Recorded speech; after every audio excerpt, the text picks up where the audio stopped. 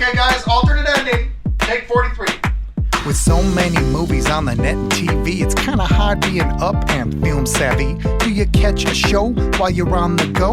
And how do you know what to keep or what to throw? How do you know what to keep or what to throw? Tune in, tune in, tune in to alternate ending. Tune in, tune in, tune in to alternate ending. Now! Please give a warm welcome to the hosts of Alternate Ending. Welcome to Alternate Ending. We're discovering good movies, one bad movie at a time. I'm your host, film school dropout Robert Jarsinski. Across from me is our casual moviegoer, Carrie Jarsinski, right over there, and our very own critic in residence, Tim Brayton. Today we're doing a spoiler alert for a movie that Carrie saw a couple weeks back now. I Don't Feel at Home in This World Anymore, aka the longest movie title ever that I continually get wrong. But first, Carrie, it's your birthday. You were wondering what I was eating earlier. It was a cookie. It was crumbling in my hands. Oh, we were all judging this you. Doesn't, Don't light that on fire. I you just did. dropped the You cookie just all did. over. Cookie Okay. is on the ground. The I know that we're an audible show. This is very exciting so radio. if I let this right continue to burn, will we all hear you scream when it hits your fingers? You would, but it would probably take a good 3 minutes, so I don't think everybody... So I've lit a candle into a broken cookie. Okay. All right. Can you blow it out from Hang on, I here? gotta make a wish. Hang on. All right, So yeah, this is very exciting radio. You are Okay. all so privileged All right. to be part of this. Oh. Did not go out. The candle did not go out. Second attempt. Nice. Yay. There we go. Happy birthday, I only Carrie. have one more marriage coming. We're actually now or recording on something. April 1st, Carrie's birthday, for those who want to send gifts. right. It is tomorrow, April 2nd. And I certainly can't speak for Rob and Carrie, but I do have an Amazon wish list. So if you want to buy me presents, and I will tell Carrie that they were given on her behalf. That is the best gift. Can you I do could that? Can you receive. put like a wish list that other people can see? Oh, of course you can. Oh. So listeners, be ready for some very exciting changes to Alternate Ending in the very near future. You're gonna be getting that Astroglide coming to you. The I mailed that to you. The 4-gallon tub of lube. That is all I wanted for Coming your your way. birthday. Tim, we missed you at the last episode. You were down in Chicago doing a speech of some sort. I was at the Society for Cinema and Media Studies. Their annual conference was in Chicago this year, and as in my alternate life, I am a graduate student. So this was my first ever conference. It was a very exciting rite of passage, and I gave a 20-minute talk about Donald Duck as the protagonist of propaganda shorts. Was anyone there? 8 people were there. Nice. Which is not horrible because it was Thursday rather, which is before the thing has really gotten going. So it could have been more, but not as many. I was not embarrassed. Right. And, I think it went well. I didn't make a complete ass of myself, which was the main goal. So yay for grad school. Nice. Do you have people come up? Did some of the audience members come up afterwards and say, like, acknowledge something? That always gives me. That's always, whether I'm speaking to 100 people or 2 people, if I can reach one person, it's always. I had some nice things and some very useful constructive criticism. So it was a good thing. So so conference happened. I'm now back to podcast with you guys, so it's very exciting. Well, very good. Should we jump into worth mentioning? What is the worth mentioning segment of the movies we've seen since last episode? Which are the ones we want to talk about most? They could be great movies. They could be terrible. We share them. I guess we share the one. We just share them. We just share them. How many movies?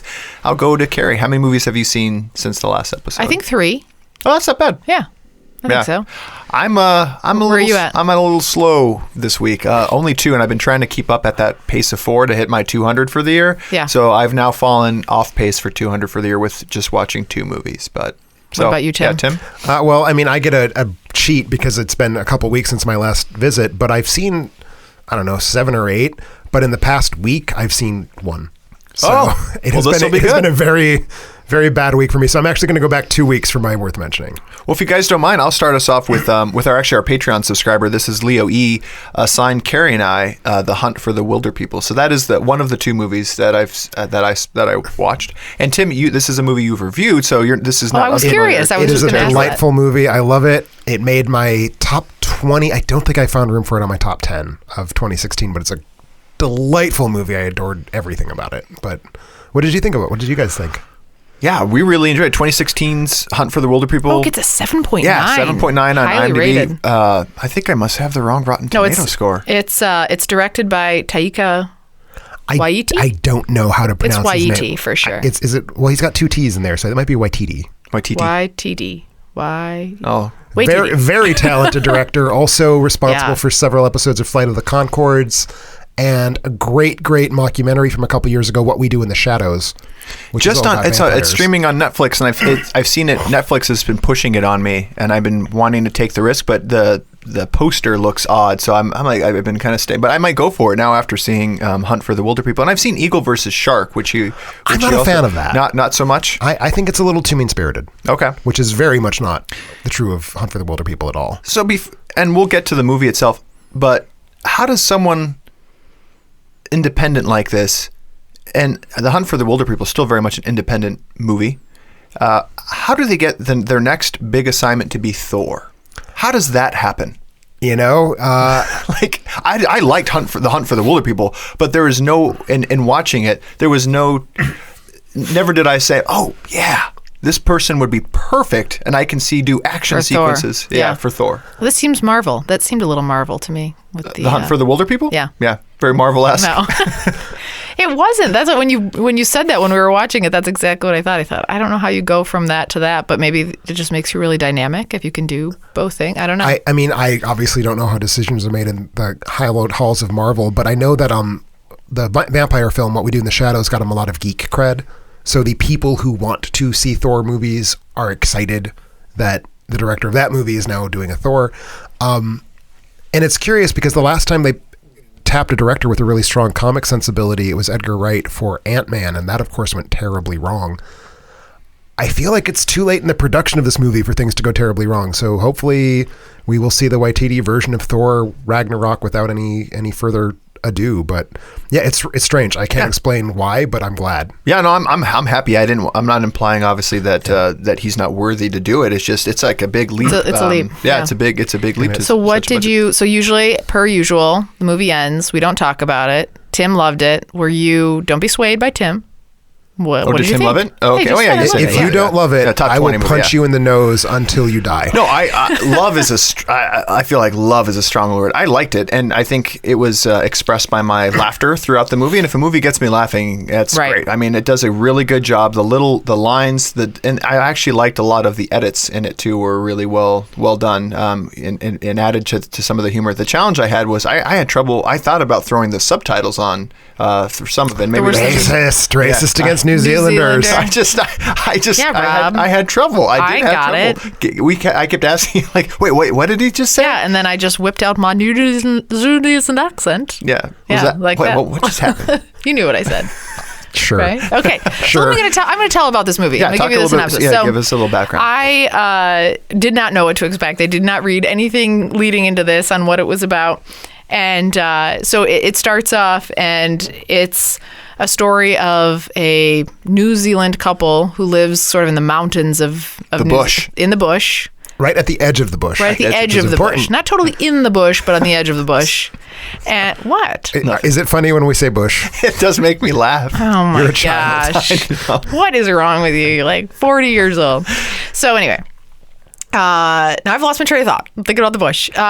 So they, at the beginning, at the onset of the movie, you see this couple and a young boy, probably like 13 or so, arrives with she's a caseworker, like a social worker. social of some worker, sort, yeah. and drops off this boy kind of rather abruptly and says, "This is your new family." Introduces him to the couple as, this guy's got lots of problems. You know, he's done all these terrible things, and it's the perfectly charismatic wife that's in there, who's played by Rima Te Wiata.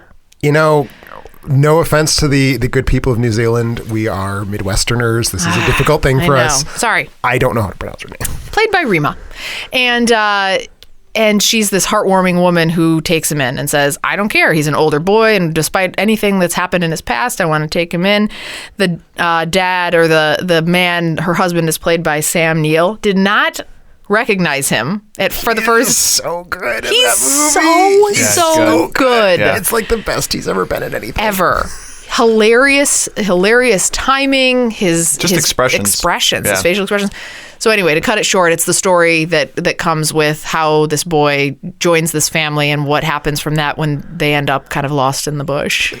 Yeah, they have to rely on one another, and they're polar opposites. One's Sam Neill's character is a survivalist almost, if you will, and the other is a city kid. He names his dog Tupac. Like he's a wannabe gangster, right? Played by Julian Dennison, who I've never heard of or seen before. Who's heard of 13-year-old actors from New Zealand? I know, but was he not hilariously funny? Good. Oh he's my so gosh, unbelievably good in that movie. So yeah, and I loved it. Like, I am not one to say, oh, I loved it because it had such heart. That movie has so much heart. It's just like the characters who you want to like are all super nice, and the character who's not super nice is still really well used as a comic villain. Yeah. And it's nice. Yeah. It's a nice movie, and you're a bad person, Rob. You're bad. What am I bad for? For not loving it. I don't love it. You should love it. I don't love it. I think I really like it. I think I like to really like. I'll bet you also don't like snuggling up with teddy bears when you fall asleep, do you? He hates little puppies. Little puppies. Yeah. Hates them. Interesting thing about this movie, I know we just celebrated and I will say one thing. When you said puppies, it made me think of this. I got yelled at up, down, and sideways by my mother for not telling her this before she watched the movie.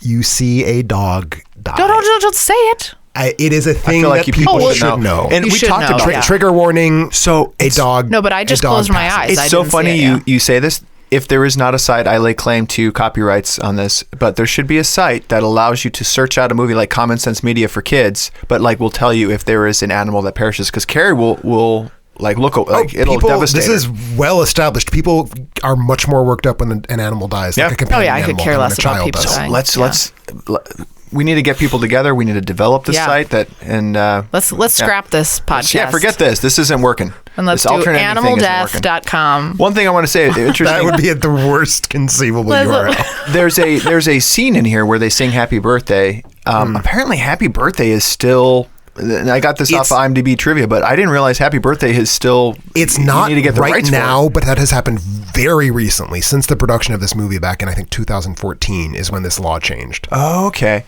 Yeah, so I feel like I even need to go back. Thankfully, we didn't sing Happy Birthday to Carrie, otherwise we would have been in trouble. They had to come up with an original Happy Birthday song for on this set on the day of shooting. It's a great song. Yeah. It is good. And it is available right now on Amazon for $3.99. I recommend you guys go check it out. Remember, you can, not yet. I guess we have other movies to talk about. Yeah, but thanks, AOE. Thank you. Yeah, first you hate the movie, then you stomp all over our The movie I wanted to mention the most really is All That Matters. What do you guys got next? Who's next? Tim. You sure? Yeah. Well, I'm going to cheat a little bit. I've written a review of this movie already, so my thoughts are out there on the site. But I haven't seen much, and it is a film that those of us who are full of love and affection and are not moral monsters like my fellow host Rob, it's a movie that is just adorable and delightful. It's a Turkish film called Kedi, which is the Turkish word for cat. And it's this documentary about the wild cats who live on the streets of Istanbul. And apparently, this is a huge cultural thing in Istanbul where cats are just roam around and they're sort of adopted by the communities that they live in. So it's this wonderful film about just cats being cats, and it's adorable. And if you like watching cats do cool things, you must see this movie. It's 80 minutes of great cat footage, but it also turns into this really smart study of Istanbul and the history of the city and how people live in it and what kind of people live in it and how humans and animals share spaces and what it means to be a pet owner or be someone who takes care of a domesticated or semi-domesticated animal. So it hooks you by being, oh, cats are fun. And then it turns into this really kind of great documentary about the city of Istanbul. So hard to find right now. I'm sure by the end of the year it'll be on all the streaming sites because it's the kind of movie that finds its life on streaming. So keep an eye out for it. It's just wonderful and really, really pleasant. Would you like it as a maybe cat not lover? As a cat not lover, because I would have no soul, I don't think I could like any movies. Good at anything. So it's for everybody with a soul. It's for everybody who isn't, again, a moral monster. Right. I do like movies like that, though, where they take the subject matter is one thing, but it's really trying to it helps ease the transition to talk about something bigger. Right. Sounds like that's what this is about. Would this movie pass muster on this new project that we are going out on? would it be flagged? Animaldeath.com. Animaldeath.com. There Yeah. is a scene where a small cat is unwell, and we are not sure what its fate will be. Okay. But we do not see any animals. Carrie's die. an optimist, So so animalhospice.com. There'll be multiple sites. Yes. And I'm on this after the show. Carrie, what movie are you bringing to the table tonight? All right, so I'm going to bring one. I think Rob saw it, and I don't know if you've seen this one, Tim. Have you seen Demolition? I've never heard of Demolition. Let me tell you about it then. Please. It's from 2015. It stars Jake Gyllenhaal, Naomi Watts, Chris Cooper, Judah Lewis. I don't know if you know who he is.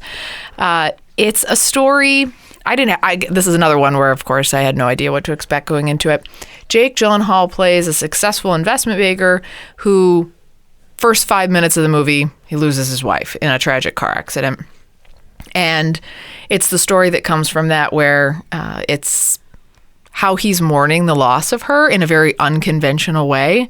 And it's how his family and friends and everybody reacts to the way that he's reacting to it. Okay. And really unexpected. I think I enjoyed it. I don't know. What did you think about it? I feel Rob? this movie came and went and nobody talked No one about it. saw it. I remember seeing the trailers for it, and I bet it's hard to, how do you market this, right? I mean, this is not a upbeat movie. No one's really going to rush out to want to see this, but it is really poignant study of processing grief, and that, yeah, maybe not everybody processes it the same way, and it may take you a while to get there, if you ever get there, and that the judgment that you may receive for not processing it the same way. Right. And I talk about this all the time. It's like a movie for me to be good, even if it's a drama or a tragic movie, needs to have laughter. Like Manchester by the Sea, I had moments where I Why'd you laughed. laugh in that? No, there were touching moments between Casey Affleck and there are touching moments. Not touching moments. There are humorous moments in dialogue exchange between Casey Affleck, his reactions to certain things. I don't remember any of those moments. Are you guys serious? No. Oh my gosh. Was it the ambulance scene that got you? It got really that got you wasn't- going. that wasn't Yeah, no. That's a funny. Well, it's such a funny sequence, and that's just like the cap. No, It's such a right. I mean, hysterical there were moment. scenes where he's like asking for for the girl to spend the night. there are sort of wry moments where it's like, oh, haha, but like not, oh, ha ha ha. The uncle and the nephew are joking with each other. Not hearty laughs, guys. Come on, I'm and so the glad audience you're will here, back Tim. me up. So There glad. are people who laughed at moments during Manchester. There are moments that. Oh, well, yeah. There are so one moment in particular. It's not a spoiler, but he's not processing grief the same way. So he's actually upstairs during the wake and like practicing crying. He's practicing crying and like showing emotion, and it is amusing. Did you not laugh at that part? Like when he's like trying to find like to summon tear, like. He's like, people are expecting this of me. I've got to be sad. And I don't know that I laughed out loud. Maybe if I watched it all again. right. So you find people who can't grieve funny, and you think Hunt for the Wilderpeople was a terrible movie, and you don't like cats. That's right. That about sums me up. That's Yep. Tim in a nutshell. I mean, sorry, Rob. Whatever your name is. Sorry, Rob. I forget your name all the time, Rob. Well, keep going. What's good about the So movie? yeah, no, it was. I think it's something. I really think Tim would like it. It was interesting, and it's one of those movies that spins off into other. Serves multiple purposes and has multiple storylines that sort of tie together into kind of a unique package. Yeah, there was a B story, and yeah, it was interesting too. And yeah, he starts part of his process is he starts writing at the hospital where his wife dies. The vending machine doesn't spit out, and again another laugh. Yeah. I laughed. The vending machine, of all places, like the vending machine doesn't give him his M&Ms or whatever it is. Sure. So then he decides, like, of all the things that he's dealing with, the most important thing is to write a letter to this vending machine company, and that becomes a very cathartic process for him. I really liked it. It's worth seeing. Like this I'd movie. check it out. I will say this. It sounds like the story that Collateral Beauty began as before it turned into some batshit awful film about actors pretending to be death, love, and time. So potentially it's the version of Collateral Beauty that I wanted Collateral Beauty to be before it became a fucking boondoggle. Yeah, so it could be. we'll keep from what that from what I've heard of Collateral Beauty, I would put it on that track of being a better version perhaps of that. And yeah, I think it's worth seeing. Yeah. On Amazon, I think right now for $3.99. Was it we paid for it? No, we sent it. You can send away we did. for it on We sent Netflix. away But for if it, you yeah. want it right now, if you need it right now, Amazon is. If you need it right now, if that was really compelling. Otherwise, wait for it to be free. Yeah. Remember, you can don't say that. We get money whenever people link to us through Amazon. So. Remember, you can find more details about all the movies we've watched at our site, alternating.com. That's alternating.com. Before we head to our break, we get asked a lot about ways to support the show. Direct from our website, you can head to our Patreon page, which provides you access to a ton of perks. You want to make us watch a movie? Have Tim write a review, pick your own episode topic, have us take you on a movie date? You can do it all through our Patreon page. Also, want to thank all of our listeners who support the show and make their Amazon purchases through our site. Doing it is easy. Just go to our website, alternating.com, click on the Amazon banner to seamlessly go about your purchases. All proceeds go to making our show better, which I know, Carrie, you're going to be talking about some of the improvements in upcoming blog posts about some of the ways that we have made our site better. So I'm excited to share that. Thanks to listeners like you. Yeah, listeners who have purchased things like the DVDs of Winter Sleep. No. No? Nobody? It's a good movie. You've seen it? It's a Palme d'Or winner. Oh, okay. Youth? Not a Palme d'Or winner, but I like it. Yelin? I like that too. Leviathan. I've heard something about I didn't love Leviathan. Oh, no, I haven't No, seen we haven't that. seen No. Leviathan. Cairo Station? Oh, that's a good movie. So, listener with Someone based has on some pretty Tim's- elevated taste in contemporary art cinema. Very All right. nice. We also had an iPhone 6 case purchase. I need Actually, a no, new case. Cairo Station is not contemporary, but it's still very good. So. Okay. Side note. I need a new iPhone case. So Yeah, you do. This is not for me because I have an iPhone 7, so it wasn't you who purchased this No, for me. it But was you not. dropped my phone, so Whatever. caused some It damage. happens. Books: How to Retire Happy, Wild, and Free. Mom. Who doesn't want that? Oh, my mom's I would want retired. that. I need No, to. my mom's retired. She Send doesn't me need that. send me that book. Let me read it. I plan to die at my desk, so that's not something I need to worry about. We had some Chelsea. These are football. That would be soccer in America. Soccer But some to us idiot Yanks. Chelsea material purchase. A scarf. We had a scarf done. A birthday. Someone's birthday. I hope I'm not It's my ruining. birthday. Oh, is that what you wanted for No, your I didn't. birthday? Wait, what is it though? No, it's a pop-up stadium birthday card. So if the person who's receiving this card, I hope I hopefully receive didn't that. spoil- I hope I hopefully get didn't the spoil card. it. Okay. A Chelsea youth team shirt. Also a Colorado backcountry discovery route motorcycle map. Interesting. I don't see myself riding a motorcycle anytime soon. I don't either. Tim, could you pull it off? I most certainly could not. I was gonna say, if you say that you can, I was gonna just call you out for blatantly lying. But do you to have an everybody. urge to ride a motorcycle? I have not. I don't like vehicles with engines in them as a rule. I walk. Right. We had some Super Earth Rainforest Animals, looks like chewables, vitamin Chewable vitamin animals? chew- Oh. chewable. Two animals. Also, would going on make the our site website. list. Yeah. Going on the site flagged. This is interesting. I've thought about this because, I don't really do a lot of athletic stuff anymore, but when I did, a silicone wedding ring would have been nice. This is this is the new thing where for active people, they get rings that Or cheap people. I mean, Sure. if you look at my ring, it's completely tarnished and chipped and stuff like that. Carrie was a little cheap. Now, with the I materials. am Palladium. no married human, but can you not take it off and place it in your could. locker? You could, but then the ladies, Tim, just come. No, but like they just roll up all over. So me. who wants to swim my with gosh. any kind of jewelry, be it silicone or not? Gosh. Literally, this is the only. So this is my one major gripe about. I mean, I have several gripes, but Say you've been married for how many there's years now? many You only have gripes, one. but I have it to date. No one ever hits on Rob. That's not true. There was a cashier at Hy-Vee one time. You always say that, but I wasn't there. Well, to can I just confirm. say in this moment that Rob, you have beautiful eyes. Thanks, man.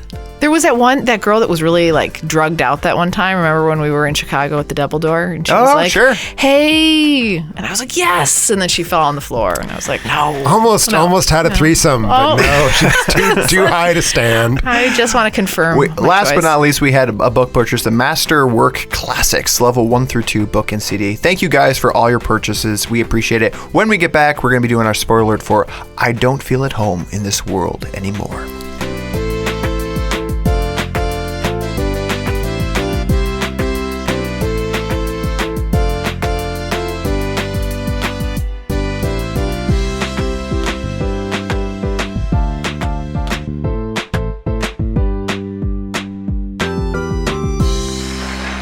And welcome back to Alternating. We're talking about a spoiler alert for I Don't Feel at Home in This World Anymore. IMDb gives it a 7.0, hour 33 minutes. Rotten Tomatoes gives it 89%. A little bit of background on the movie. Hopefully folks are tuning in, have seen it, but it's boilerplate. It's when a depressed woman is burglarized, she finds a new sense of purpose by tracking down thieves alongside her obnoxious neighbors. A little bit of a buddy comedy. When do you say obnoxious, you mean epically awesome? Yeah, he was pretty awesome. And then so it stars Melanie Linsky, Elijah Wood, really the two protagonists in the film, and then several great side characters throughout the movie.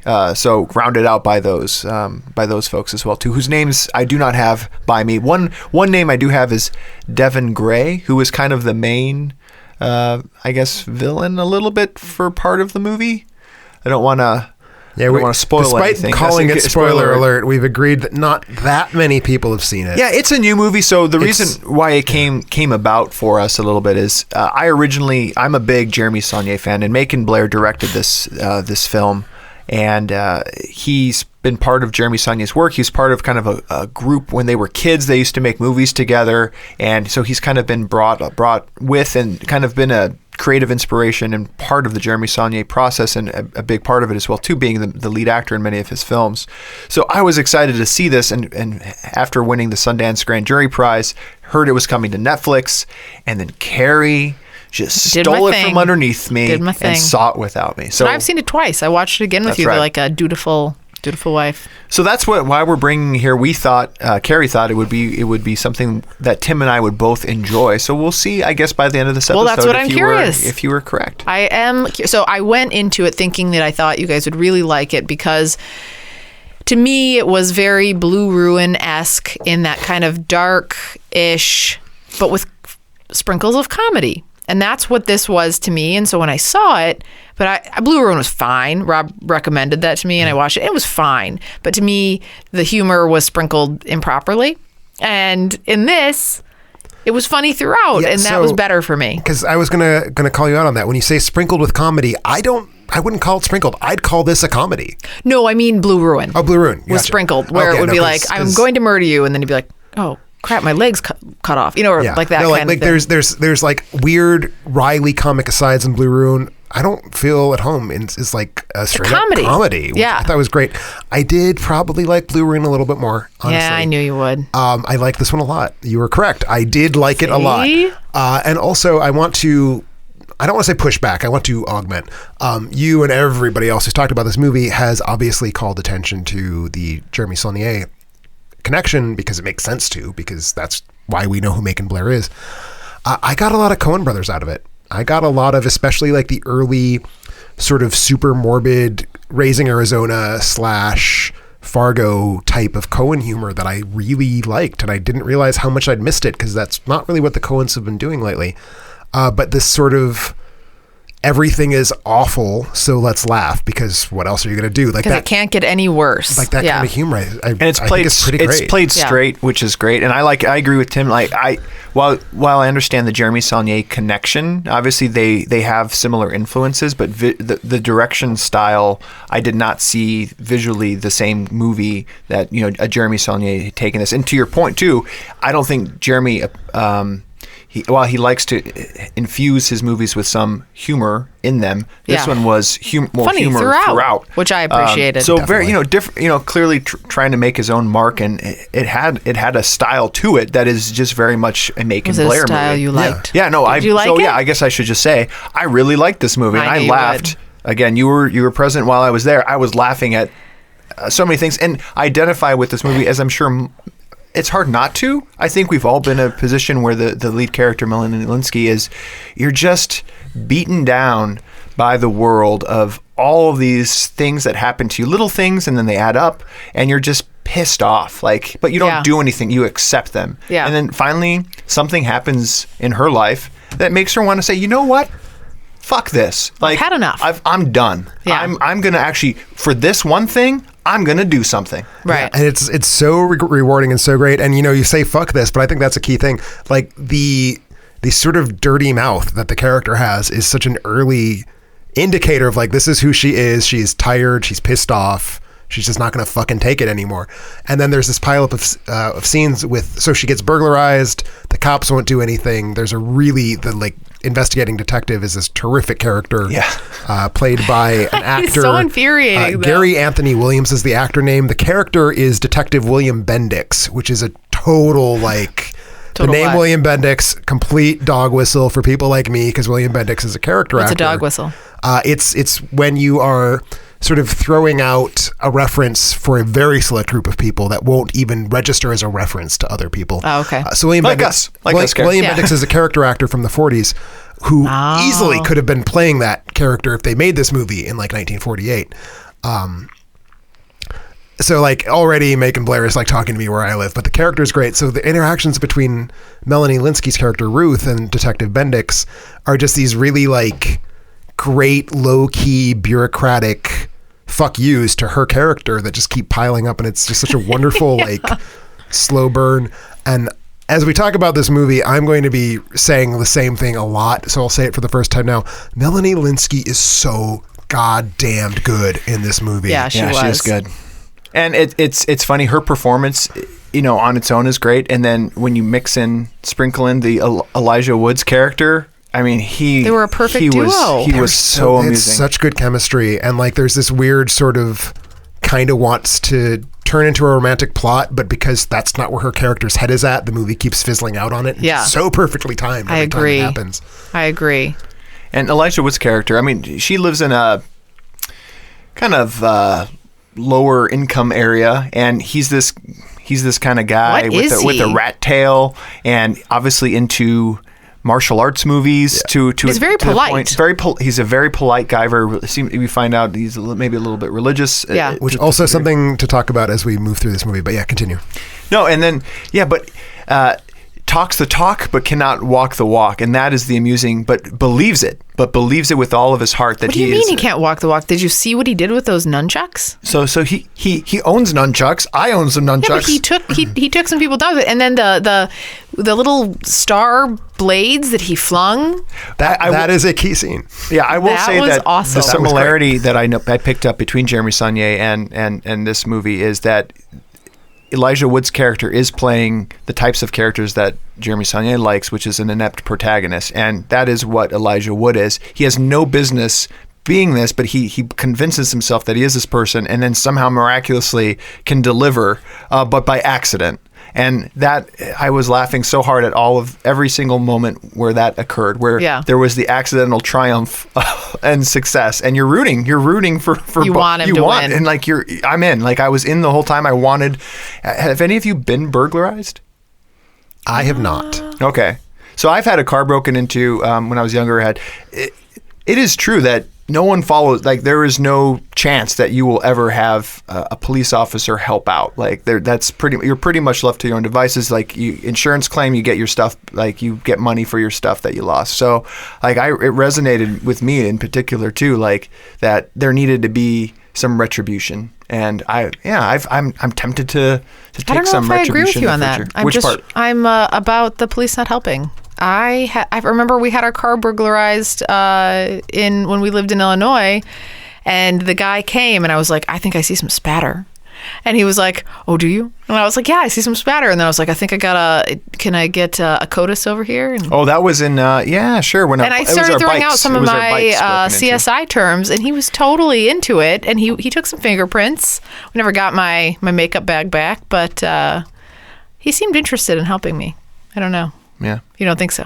I can tell. Yeah, I think police in general, they have bigger fish to fry, and so they don't waste their time. It's but nice makeup. it's such a, and she mentions this too. You feel violated when you get either a burglary or a home invasion or something like that. Like you're feeling, it's not a comfortable feeling. So you want something to happen bad to the people who did it, and you want your stuff back. So yeah, I really enjoyed this movie. Yeah, and I think like, that feeling of violation, which, obviously in the movie, it has sort of very unforced, but definitely there gendered implications.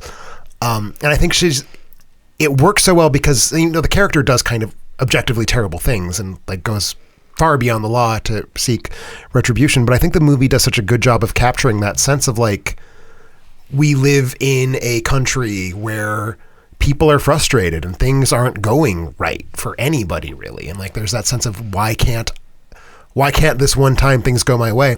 So I think she makes a really easily sympathetic character, even though she is in that Coen-esque sense kind of terrible as a human being, but she's she's so clearly emblematic of everything that every one of us experiences, even the bad things, that it makes it really easy just to root for her no matter what she's doing.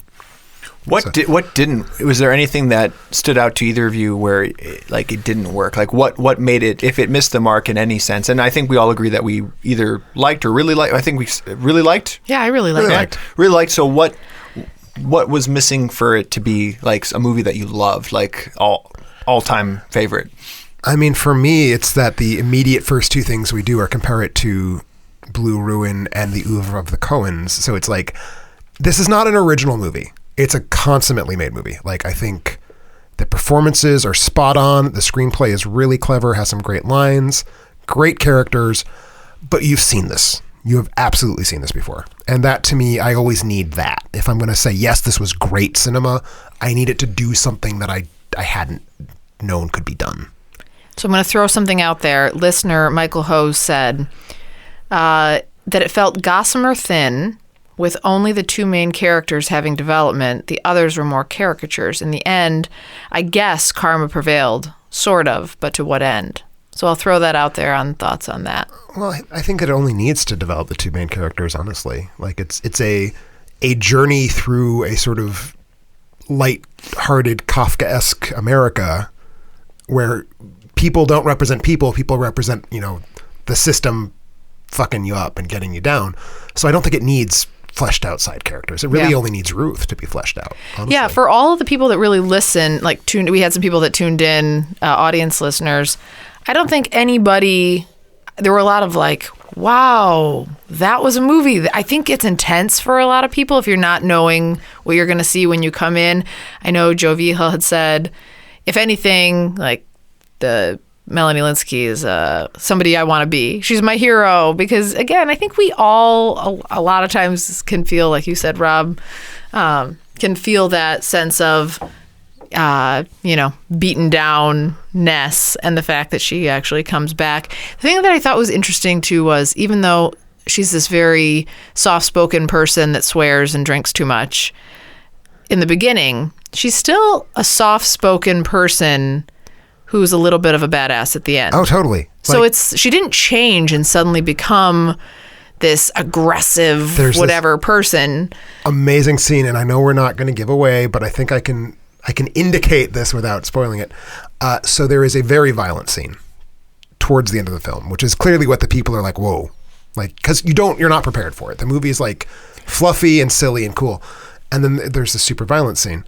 And what the character does in that scene, which I won't say because it's a pretty great gag, it's totally like who she is. She doesn't suddenly become like Ellen Ripley from Aliens. She remains this shy, awkward, depressed character who can't deal in a way that just works so well. Yeah. And that's all I'll say about the scene. Yeah. But she does not become a hard-edged badass by any stretch of the imagination. But she grows. I think you just see the growth, but you see the growth in a real way that a person really could potentially grow and that everybody can see themselves in. Well, I think one thing, the plot synopsis on IMDb, as you pointed out, mentions that she's depressed. Not something the film makes a huge deal about. Her medication missing is a plot point because it's one of the things that gets stolen. She's always drinking a little bit. So we know this character has, emotional issues. That's a good, because it's funny, I didn't go back and research what Klonopin, is that what it's? I think, was that one of the ones she was on? I think it was Klonopin. That is an anti-anxiety medication. Okay, well there you go. Yeah, so I guess I should have maybe thought that through a little bit. But yeah, that was a little bit of a tell sign. It's indicated, it's not really stated,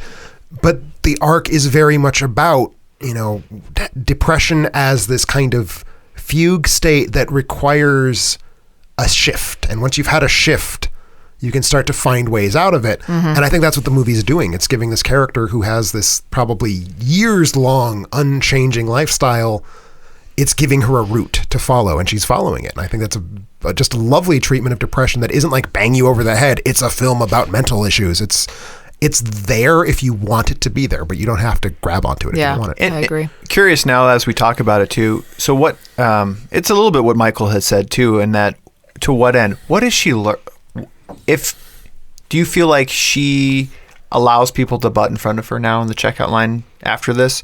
Is she if she were to get burglarized again, would she do this again? No, they show the scene where she has her items and she No. But that's kind of like in the pulls in middle. front, yeah. That's like a little bit more in the middle where she's like riding the high of having some success in seeking vigilantism or whatever it is. So this segues into something that I think is interesting to talk about, which is the film's treatment of religion. So as I forget which one of you mentioned this, we discover along the way that Elijah Wood is a very devout Christian. And there's kind of a surprisingly not something you see in mainstream, well, it's not a mainstream movie, but not something you see in movies where he starts praying and she says something like, "Why are you praying?" And he says, I'm not quoting, this is paraphrase, like, "You said to get ready, well, I'm getting ready." So the film takes Christianity seriously. I don't think it necessarily believes in God, as it were. I mean, the movie's a movie, it's not a person. But I don't think it's saying, yes, religion is true. It is saying religion has a useful social effect, and religion is a thing that can give people who don't feel like they have a place, who don't feel like they belong in this world anymore, a place that they belong. And we never, I don't think, see her worshiping, but we get the impression at the end that maybe she has sort of allowed herself into the social group of the church. And to me, that's the arc. It's not about, is she going to go on a crazy Kill Bill 3 badass attack thing? It's very much about, like, is this pretty kind of broken woman not broken anymore? And I think the implication is very much so. So the sequel would be just her sitting in a pew. Exactly. It would be her. She goes to church not because she believes her and is inspired, but because she likes the bake sale. Yeah. And she likes pitching in for the bake sale. I think the next one is I do feel at home in this world now. Maybe. Very nice. Yes. Yeah. Well, I appreciate Karen. I'm sure Tim does I'm as well. glad, Thanks. but Thanks for just to wrap it up, you guys. Well, good recommendation. Yeah, you no, guys it was a good liked it? recommendation. Okay. And I know I don't want to wrap it up quite yet until I just had a word, because we talked very quickly about the directorial style. This movie is interesting to look at in ways that are kind of really super subtle. So like Saulnier, Macon Blair has a really good sense of place in Oregon, which is where the movie was shot. Not at all clear that's where it's set. And at one point we see a cottonmouth snake, which is clearly not, they are much more far south than the Pacific Northwest. So we don't know where it's set, but we know it was shot in Oregon, and it has such a like comfortable lived in, like hanging out in the woods that you know, hanging out on the streets that you know, which I think is really cool. Like it's not, the cinematography is good. It's not like blow your hair back amazing, but it has this really lovely digital grittiness, which is not even a phrase that exists really, but there's a, like the color saturation is really good, but also it sort of feels grayed out in this indistinct, hard to specify way, which is probably just the filtered sunlighting. And I think it's a lovely film. Like it is a film that is set someplace real in a way that a lot of indie films try for, only some indie films get. And I think this one totally gets there. So I thought that was a really nice aspect. So expect big things from Make. You're excited about I hope his so. next, yeah. I hope that this was a learning experience and that the next screenplay maybe is going a little bit harder away from the people who've inspired him, but I definitely will be catching his next film. Likewise, yeah. I'm excited to see what he comes up with next. Yeah, no, so Carrie, A+, you nailed this recommendation. Thanks, guys. And as always, we reward our listeners for writing in with comments. In this case, we were asking people to write in, hey, go check out this movie. Let us know what you thought. And our lucky winner this week was Michael Hose, who, Carrie, you shared a little bit of some of the comments Michael had. Michael, shoot us an email at contact@alternateending.com for details on how to claim your free rental. If you want to win a free movie rental like Michael, be on the lookout for our spoiler alert or top 5 movie posts on Facebook or Twitter to share your favorite picks. In closing, just want to thank everybody for listening. Go to our social media on Facebook, Facebook page, like it. Feel free to interact with us. We respond pretty regularly. On Twitter, Tim's kind of manning that, but we're also chiming in. Yeah, go ahead. Yeah, a little bit. Yeah. Kind of a little bit. You do have a login, right? You have a password. I right? occasionally look at our notifications. Excellent. Ooh, very nice. No, I am a grad student, and grad students' lives are not our own. Check us out definitely on alternating.com. We're excited to see kind of the Facebook users going now on to alternating.com, writing in there, and then alternate ending users coming into Facebook and Twitter and all that. So it's just like everybody, we're really trying to foster a community. So it's nice to see this kind of cross interaction here. Subscribe to our podcast. That's the easiest way to know when these podcasts are available on iTunes, Google, wherever you find your podcasts.